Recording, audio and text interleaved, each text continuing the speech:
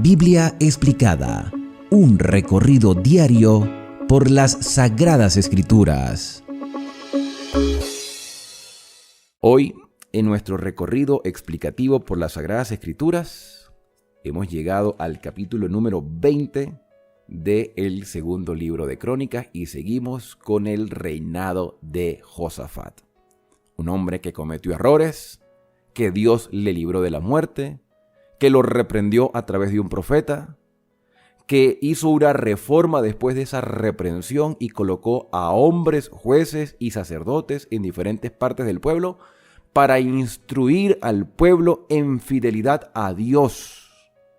Y cuando tú quieres hacer la voluntad del Señor como la hizo Josafat, déjame decirte que vas a tener oposición.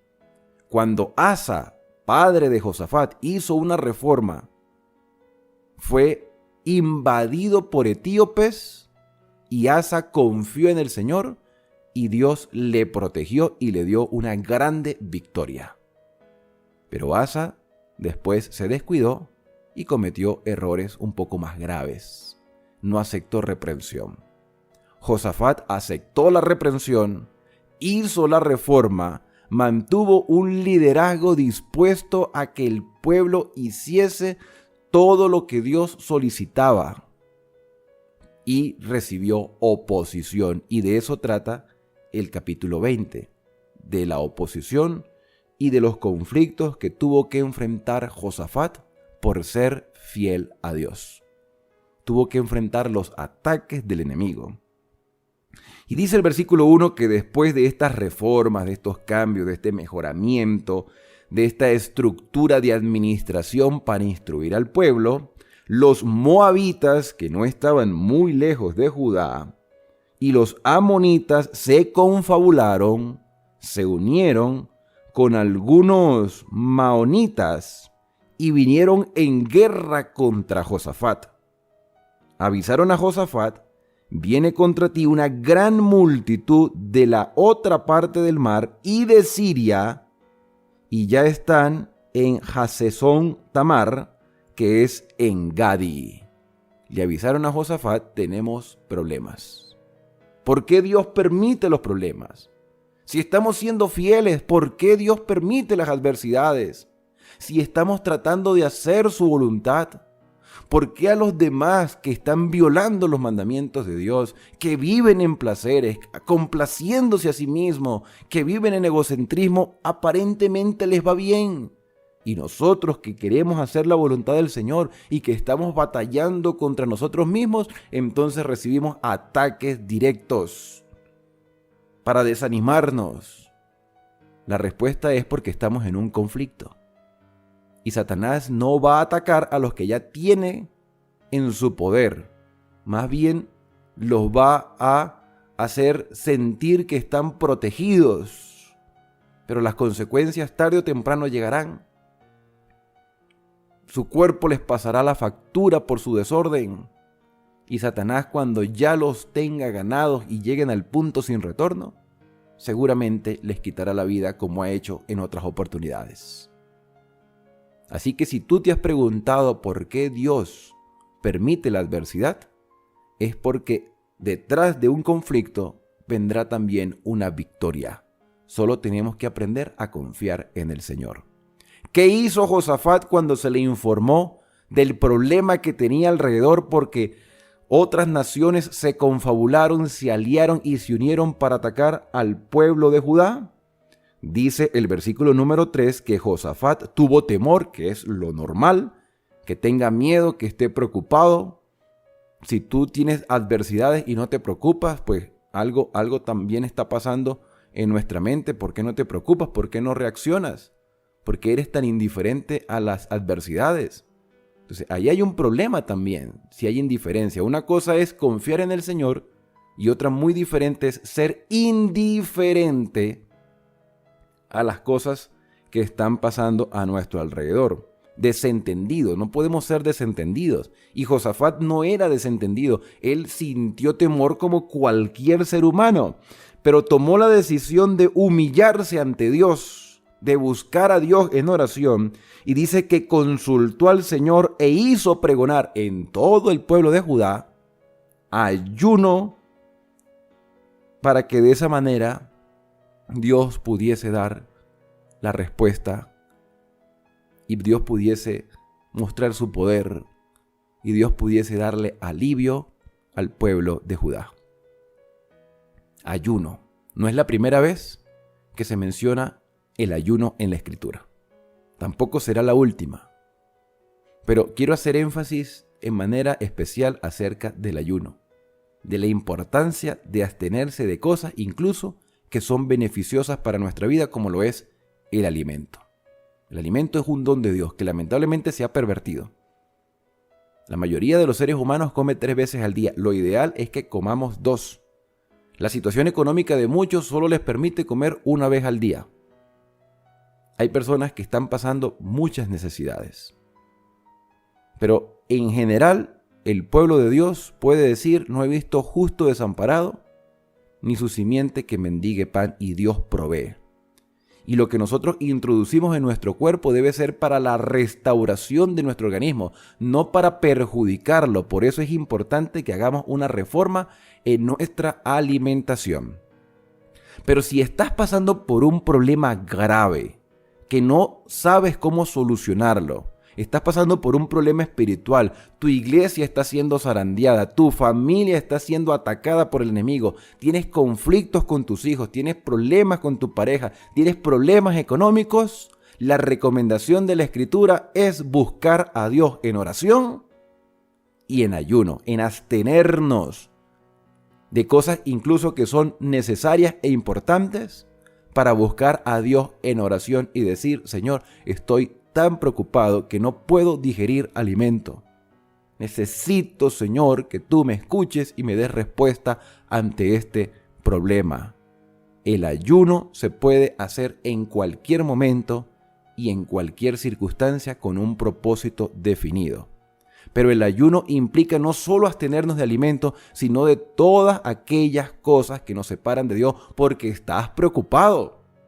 En la actualidad podríamos decir abstenernos incluso de utilizar la tecnología, la televisión, la computadora, el teléfono, porque estamos tan preocupados que necesitamos que Dios nos responda y le buscamos en oración y dedicamos tiempo para la oración. Y buscamos un día y sacrificamos, si es posible, un día laboral, pero hacemos el ayuno en casa, en familia o en la iglesia con varios hermanos. Si tú realmente necesitas que Dios obre en tu vida, debemos abstenernos de muchas cosas y buscar a Dios en oración, con ayuno, por un tiempo prolongado, por X cantidad de horas, por X cantidad de días, yo no lo sé. Yo les recomendaría, si ustedes no están acostumbrados a ayunar, que empiecen con algunas horas, 2 horas, 3 horas, 4 horas, 5 horas, 8 horas, un día entero.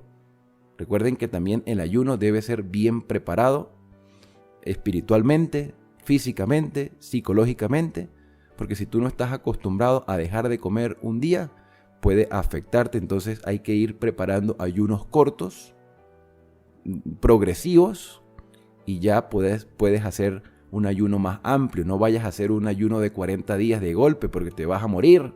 No estás acostumbrado a eso. Lo más importante del ayuno es la consagración a Dios, no simplemente el sacrificio personal. El sacrificio es una muestra de que realmente estamos preocupados, pero no nos vamos a sacrificar a costa de nuestra propia vida, porque Dios no quiere eso. Volviendo entonces al versículo número 4, dice: se reunieron los de Judá para pedir socorro al Señor, y esto es bueno porque clamaron al Señor y vinieron de todas las ciudades de Judá, se pusieron todos de acuerdo a una, con un mismo sentimiento de buscar al Señor, de depender de Él. Entonces Josafat se puso en pie en la reunión de Judá y Jerusalén, en la casa del Señor, es decir, en el templo, ante el atrio nuevo, y dijo en una oración. Miren la oración de Josafat. La oración no debe ser tan larga. Vimos que la oración de Asa en capítulos anteriores era corta, un solo versículo, pero sustanciosa, directa y precisa. Josafat también hace una oración de un versículo. Bueno, de varios versículos, pero me gusta mucho el versículo número 6. Dice: Señor, Dios de nuestros padres, ¿no eres tú el Dios que está en los cielos? Tú riges todos los reinos de las naciones. En tu mano están el poder y la fuerza, y no hay quien te resista. Seguridad, convicción, confianza en el Señor. Prácticamente Josafat le dijo: Señor, este problema no es nada en comparación con lo que tú puedes hacer. Este problema, esta adversidad es insignificante. Tengo miedo, tengo temor, estoy preocupado.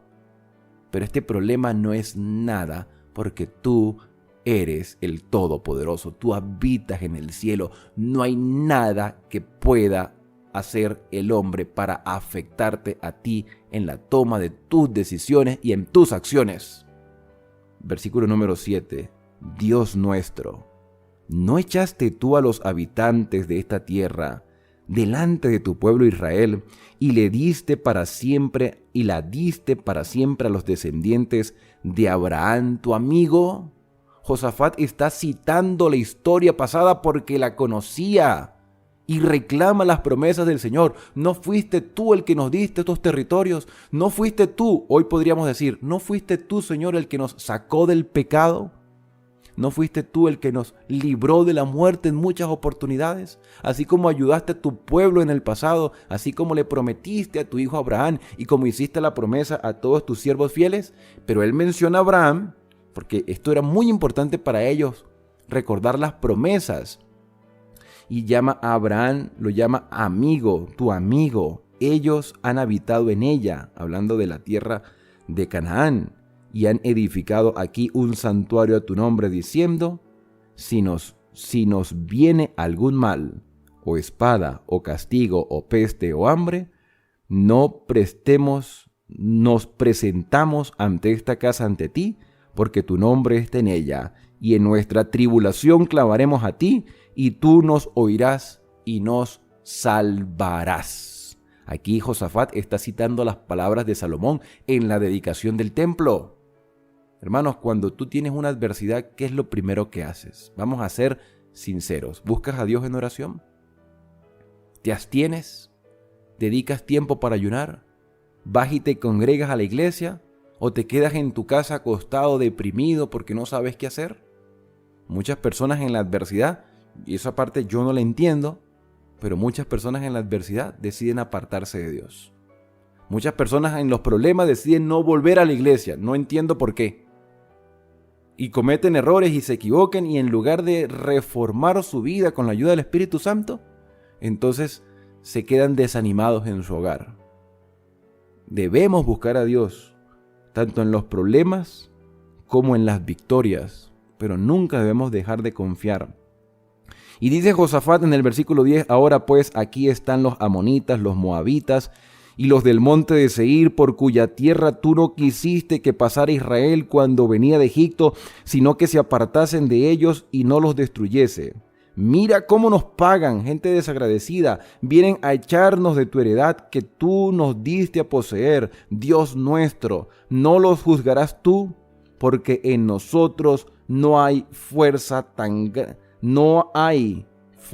contra tan grande multitud que viene contra nosotros. Aquí hay un reconocimiento de la debilidad humana. Señor, nosotros no tenemos fuerza suficiente, humanamente hablando, para enfrentar a estas personas. Esto es una batalla prácticamente perdida. Esto es una derrota segura, humanamente hablando, pero nuestra confianza está en ti. No sabemos qué hacer, pero a ti volvemos nuestros ojos.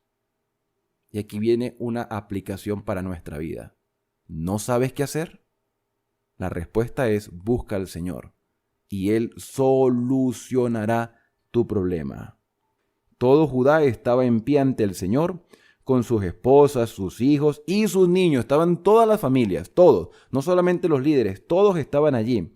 Estaba allí Jaziel, hijo de Zacarías, hijo de Benaía, hijo de Jehiel, hijo de Matanías, levita de los hijos de Asaf, sobre el cual vino el Espíritu Santo en medio de la reunión. Dios escogió a quien quiso, escogió a una persona de todo el pueblo, escogió a Jaziel, que era parte de los levitas, que seguramente también estaba allí preocupado con su mente en oración pidiéndole al Señor solución a este problema.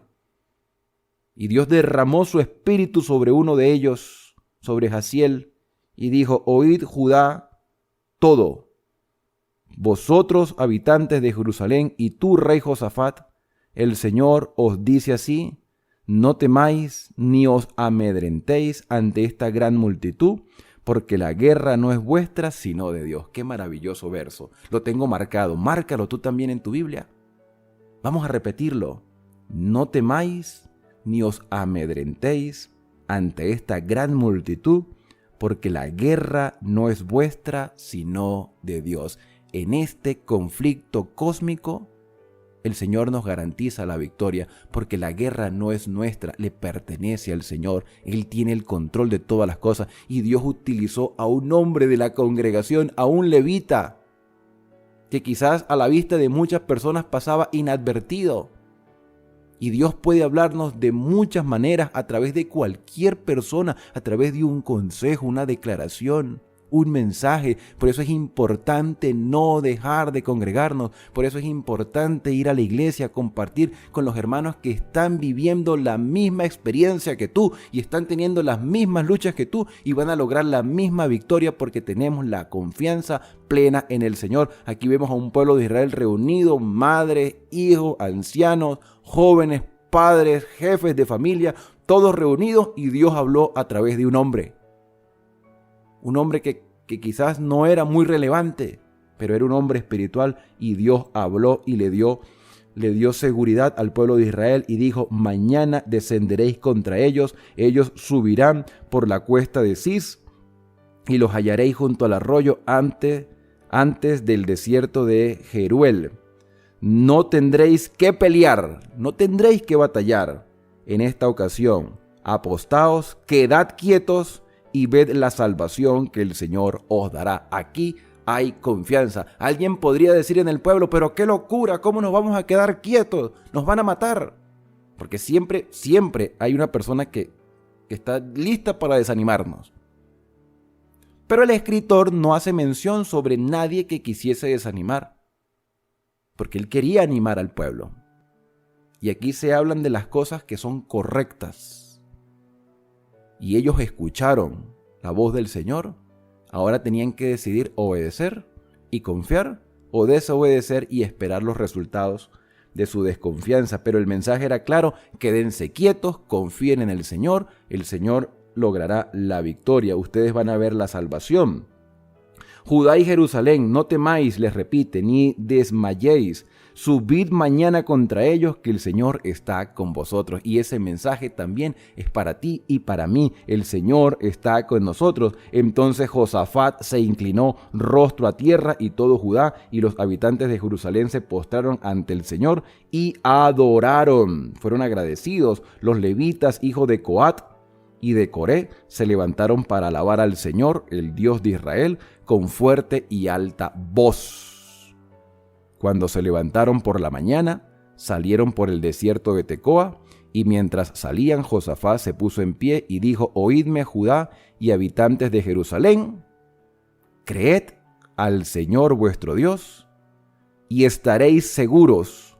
Creed a sus profetas y seréis prosperados. Otro versículo digno de ser subrayado.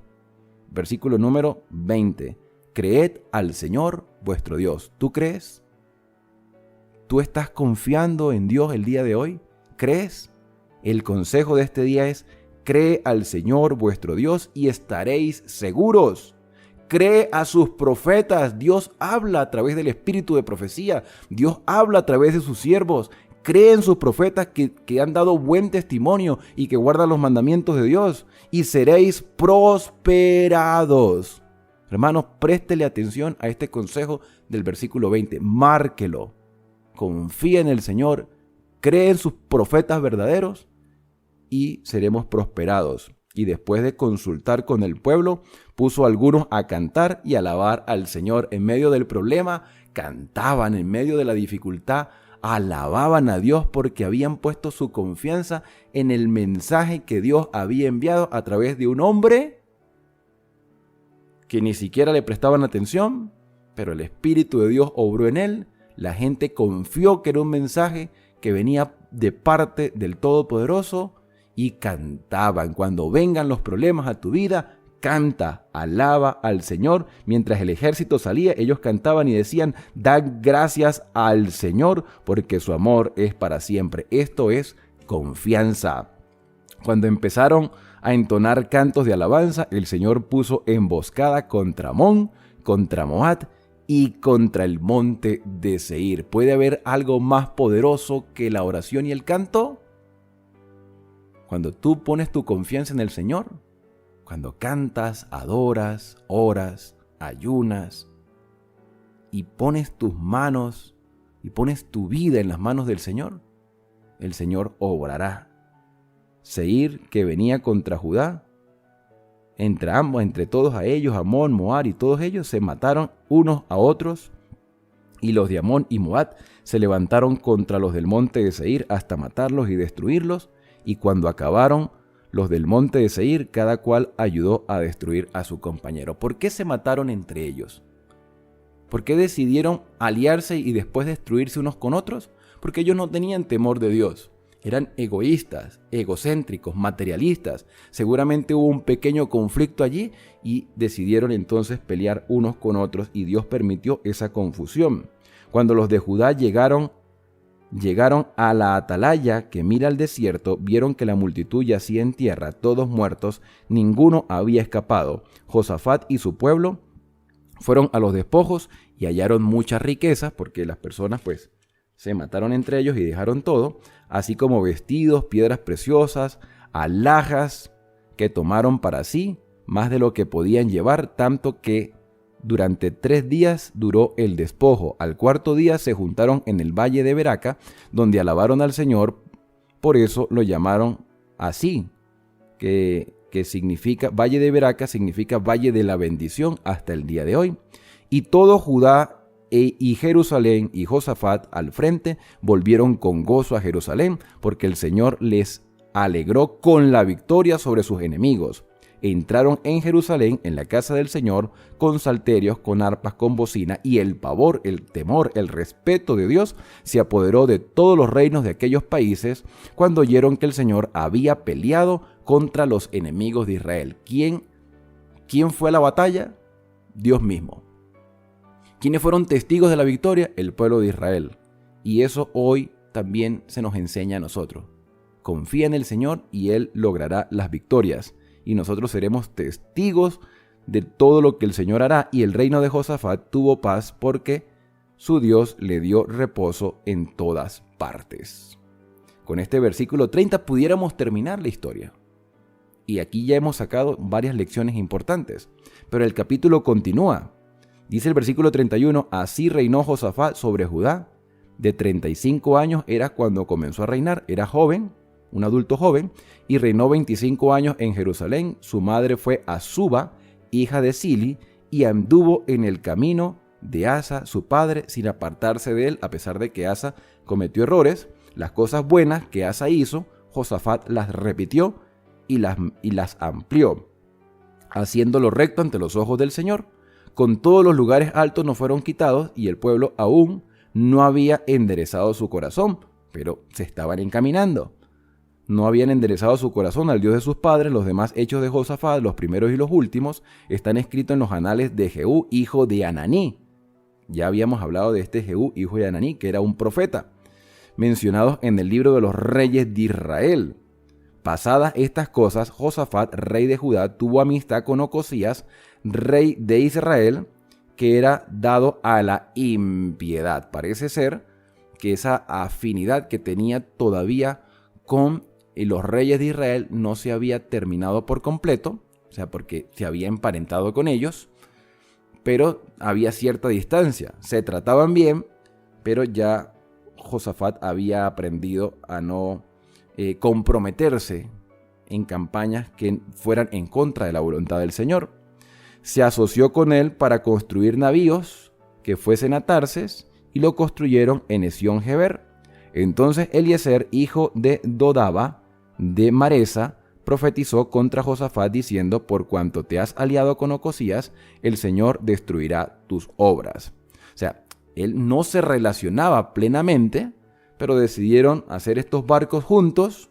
Josafat pensó que no estaba haciendo nada malo, pero aquí nos damos cuenta que antes de tomar una decisión siempre es bueno consultar a Dios, aunque parezca algo pequeño.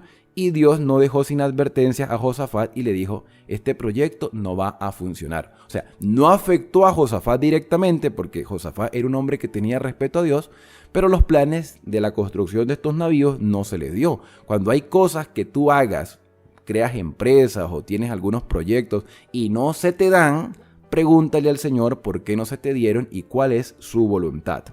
Y los navíos se rompieron y no pudieron ir a Tarsis. Que se pierde ese dinero, que se pierde ese material, pero lo más importante es que se mantenga la confianza en el Señor. Lo material es secundario. Nuestra vida plena debe estar en las manos del Todopoderoso. Y bien, de esta manera hemos llegado entonces al final del capítulo número 20 del segundo libro de Crónicas. Grandes lecciones, el capítulo es amplio, tiene muchas enseñanzas, vale la pena que lo repitamos de nuevo, que recordemos los versículos clave a los cuales hicimos énfasis, y cuando vengan los momentos difíciles tú los puedas recordar y saber que Dios tiene el control de todas las cosas y que por encima de todo está la fidelidad al Señor en nuestras relaciones y en nuestras empresas. ¿Qué te ha parecido este capítulo? Espero que haya sido de bendición para tu vida. Bueno, no nos resta más que agradecerle al Padre Celestial por estas lecciones impartidas. Vamos a orar. Querido Padre, constantemente estamos aprendiendo. Aún nos falta mucho. Josafat cometió también errores después, pero no eran errores de desconfianza. Era que tenía proyectos, tenía planes, quería construir algunas cosas, pero no era tu voluntad que lo hiciera de esa manera, y lo material quedó en segundo plano. Lo más importante es la confianza y la obediencia a tus mandamientos, a saber de que tú tienes el control de todas las cosas y que tú peleas por nosotros nuestras batallas y nos das victoria. No importa cuán grande sea el ataque del enemigo, tú estás con nosotros todos los días hasta el fin del mundo y hemos puesto nuestra plena confianza en ti. Como familia de fe nos unimos en oración, en ayuno, en ruego, en alabanza, para que tú tomes el control de tu iglesia, de nuestras familias y de todo lo que está en nuestro entorno, para que de esa manera tu nombre sea glorificado ante las demás naciones y pueblos. Hoy, Señor, más que nunca, dependemos de ti en todas las cosas. Son agradecimientos que hoy te hacemos en el santo y bendito nombre de Cristo Jesús. Amén. Bien, y ahora al despedirnos, decimos a cada uno: Dios te bendiga y te guarde. Haga resplandecer Dios su rostro sobre ti y tenga de ti misericordia. Dios alce sobre ti su rostro y ponga en ti paz. Que la bendición de Dios guíe tus pasos ahora y hasta que Cristo venga a buscarnos. Nos vemos el día de mañana, si es la voluntad del Señor, para continuar nuestro recorrido por las Sagradas Escrituras.